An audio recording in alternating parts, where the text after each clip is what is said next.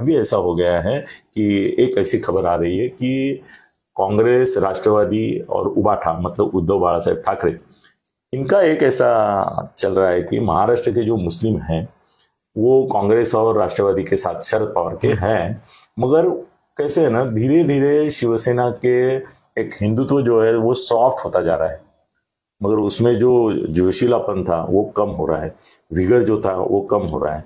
अभी उसको वो उपमा नहीं देना चाहता हूं मैं, मगर उनका हिंदुत्व जो है वो कमजोर पड़ रहा है जी। तो उसको एक कमजोर हिंदुत्व जो उद्धव ठाकरे का पड़ रहा है इनकी तुलना में, भाजपा, राम मंदिर वगैरह ये पार्श्वभूमि पर, तो उसको मुसलमानों में ये करने के लिए भाई चलो वहां ये नहीं आ रहे हैं हमारे साथ तो कम से कम मुसलमान तो आ जाए और मुसलमानों में ये विश्वास हो जाए कि भाई उद्धव ठाकरे जो है वो सेकुलर, भले हिंदी है मगर हिंदू है मगर सेकुलर है और वो हमको भी मानते हैं। तो अभी मेरे ख्याल से इलेक्शन के पहले मेरी खबर है उद्धव ठाकरे औरंगजेब की कब्र पर चादर चढ़ाने जा रहे हैं।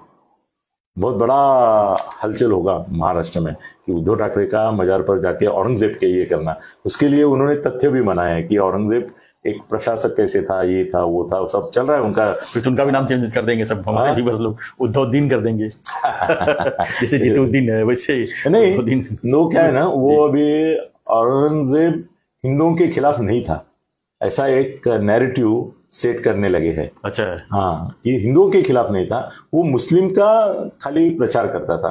नहीं तो ये आप क्या मानते हैं? नहीं, मेरा मानने का सवाल नहीं है। औरंगजेब तो देश का शत्रु था, महाराष्ट्र का शत्रु था, मोगल था, उसने तो हमारे छत्रपति शिवाजी महाराज, संभाजी महाराज, उसको माफी नहीं किया जाता, इतिहास में माफ नहीं करा, हमको तो करना ही नहीं है उसको। मगर अभी जो नए सेक्युलर जो बने हैं वो तो यही मान रहे हैं सर। एक मुझे क्या है ना, नाम नहीं ले सकता मैं, क्या क्या युक्तिवाद आने वाले हैं उद्धव की विजिट के लिए।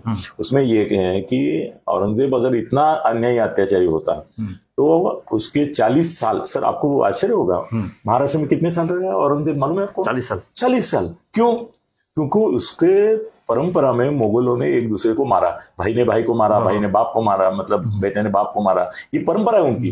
तो औरंगजेब को हमेशा डर लगता था कि मैं अगर दिल्ली जाऊंगा तो वहां पे मेरे ही भाई, मेरे ही वारस, मेरा बेटा भी शायद कोई भी मेरे को मार देगा वहां पे, तो मैं महाराष्ट्र में सुरक्षित हूं।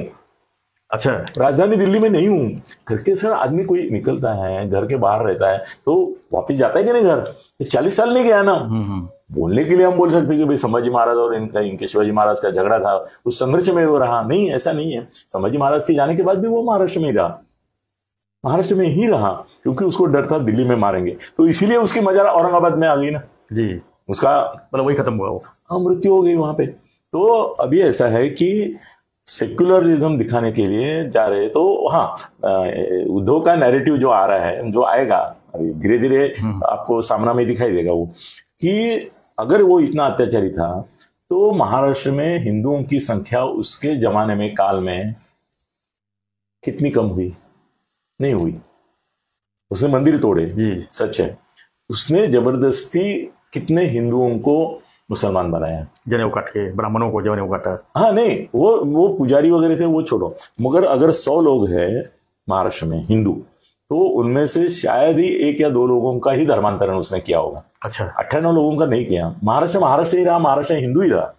अगर 40 साल एक मुगल बादशाह महाराष्ट्र में रहते हुए भी हिंदुओं की संख्या घटी नहीं, तो इसका मतलब वो हिंदुओं के पीछे नहीं था।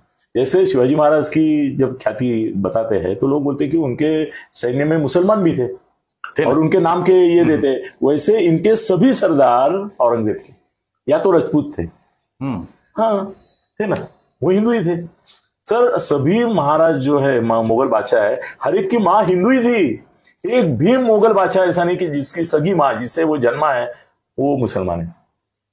वो राजपूत ही थी, हिंदू ही थी, और वो अपने घर में पूजा भी करती थी, वो अलग विषय है। मगर अभी ऐसा है कि उद्धव ठाकरे जा रहे हैं और चादर चढ़ा रहे हैं वहां पे, मतलब उसका महाराष्ट्र में मुस्लिम कम्युनिटी में ज्यादा विश्वास है। अभी उनको लगता है कि हिंदू भी हमको वोट देंगे कि नहीं, क्या मालूम मुस्लिमानों ने करेंगे।